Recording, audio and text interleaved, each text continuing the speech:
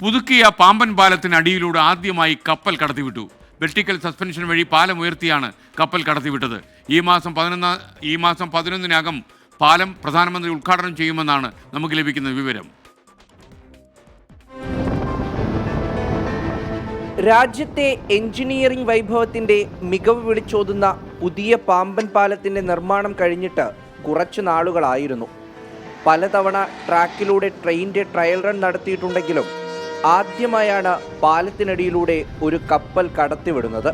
നാവിക സുരക്ഷാ സേനയുടെ കപ്പലാണ് പാലത്തിനടിയിലൂടെ കടന്നുപോയത്.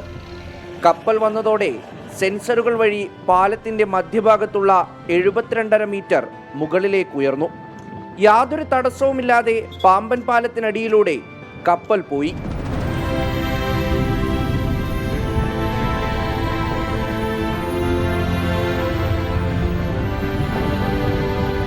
മധുരയിൽ നിന്ന് രാമേശ്വരത്തേക്ക് എക്സ്പ്രസ് ട്രെയിൻ ഓടിച്ചാണ് ട്രാക്കിന്റെ പരിശോധന നടത്തിയത്. 2 പരീക്ഷണങ്ങളും പൂർണ്ണ വിജയമാണ്.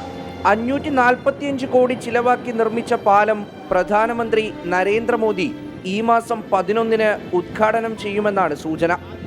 2 വർഷം മുൻപാണ് ബലക്ഷയം കാരണം പാമ്പൻ പാലത്തിലൂടെയുള്ള ട്രെയിൻ ഗതാഗതം പൂർണ്ണമായും നിർത്തിയത്.